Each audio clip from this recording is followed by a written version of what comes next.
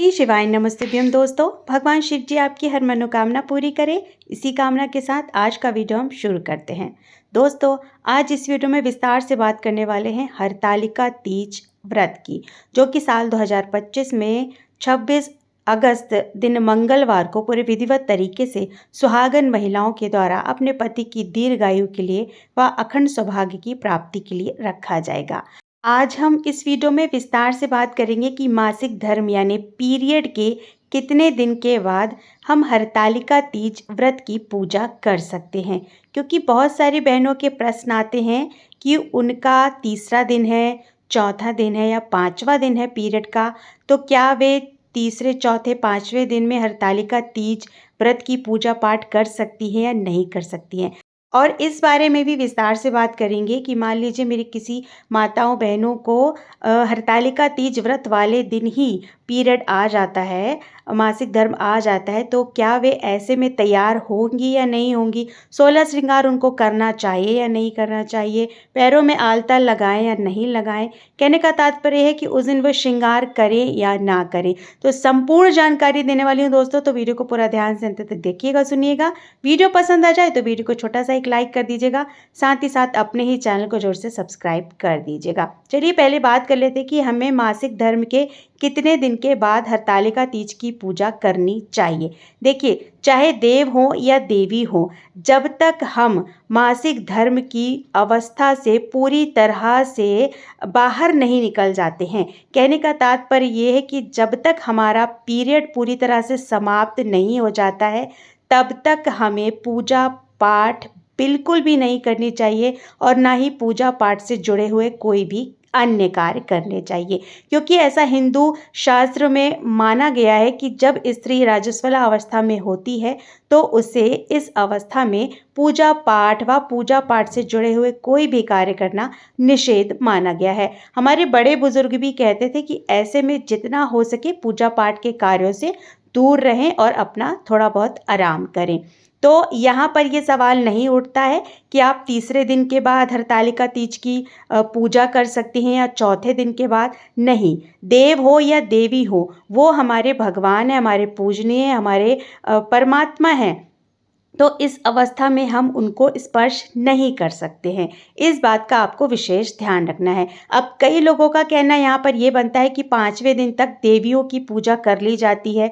तो देखिए, देवियों से ही जुड़े होते हैं देव, और ज़्यादातर फोटो प्रतिमा में देवी और देवताओं की फोटो एक साथ होती है। तो अब मान लीजिए आप देवी को टच करेंगी यानी स्पर्श करेंगी पूजा करते समय, तो उसी फोटो में तो देव भी हैं। यानी कहने का तात्पर्य है कि शिव जी की फोटो और माता पार्वती की फोटो और पूरे शिव परिवार की फोटो या प्रतिमा रखकर ही हम पूजा करते हैं। तो ऐसे में हमें स्पर्श करते हुए पूजा नहीं करनी है।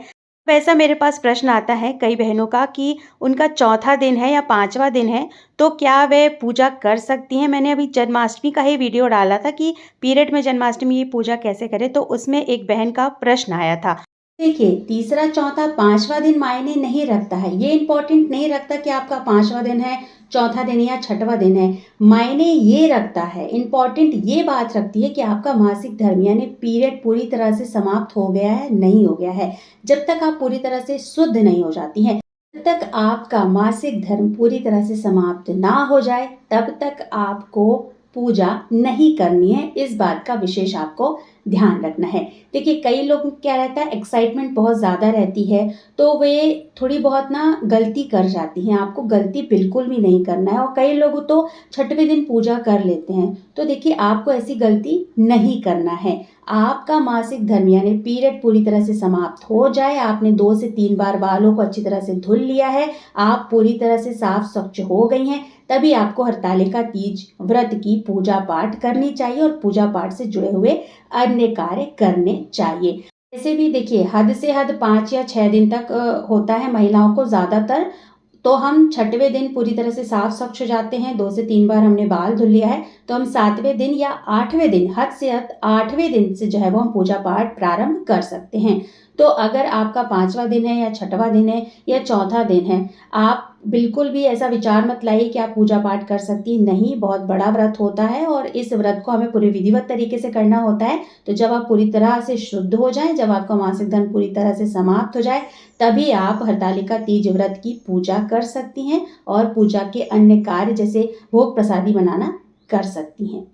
बात कर लेते हैं कि इस अवस्था में श्रृंगार वगैरह करना चाहिए या नहीं करना चाहिए। देखिए, आपने व्रत धारण किया है, आपने व्रत का संकल्प लिया है, तो आपको व्रत वाले दिन सुबह जल्दी उठकर दैनिक क्रियाओं से निवृत्त होकर स्नान आदि करके साफ स्वच्छ वस्त्र धारण करने हैं।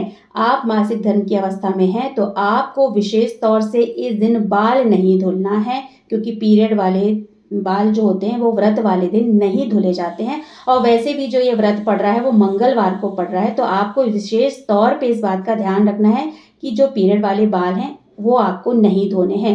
आप एक दिन पहले धुल लीजिए, और नहीं तो आप रविवार पड़ रहा है तो संडे को आप बाल धो सकती है। आप ये मत सोचिएगा कि आज व्रत है, मैं इस अवस्था में हूँ तो बाल वगैरह धुल लूँ, बिल्कुल नहीं। पीरियड वाले बाल जो है वो व्रत वाले दिन और खास तौर से मंगलवार के दिन नहीं धुले जाते हैं। तो आप स्नान आदि करके साफ स्वच्छ वस्त्र धारण कर लीजिए और आपको अच्छी तरह से तैयार वगैरह होना है। शाम की पूजा के लिए भी आपने जो तैयारी कर रखी है, जो भी साड़ी वगैरह लेकर आई हैं, जो भी नई चूड़ियाँ वगैरह लेकर आई हैं, आपको सब कुछ पहनना है। पूरा 16 श्रृंगार धारण करना है। हाथों में एक दिन पहले ही मेहंदी लगवा लीजिएगा। आप महावर आलता लगा सकती हैं पैरों पे, आप मेहंदी लगा सकती हैं, आप सब कुछ कर सकती हैं।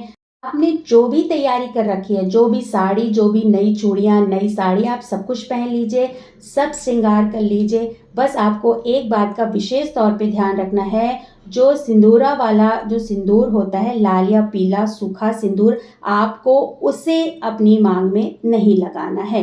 इस बात का आपको विशेष ध्यान रखना है। जो हम सिंदूर लगाते हैं ना सिंदूरा से, वो वाला सिंदूर, सूखा सिंदूर हमें नहीं लगाना है। आप लिक्विड वाला सिंदूर लगा लीजिए। बस आपको इसी चीज़ का परहेज करना है। कहा जाता है उस सिंदूर में बहुत ही ज़्यादा शक्ति होती है, क्योंकि वही सिंदूरा लेकर हम अपने शादी के मंडप पर बैठते हैं।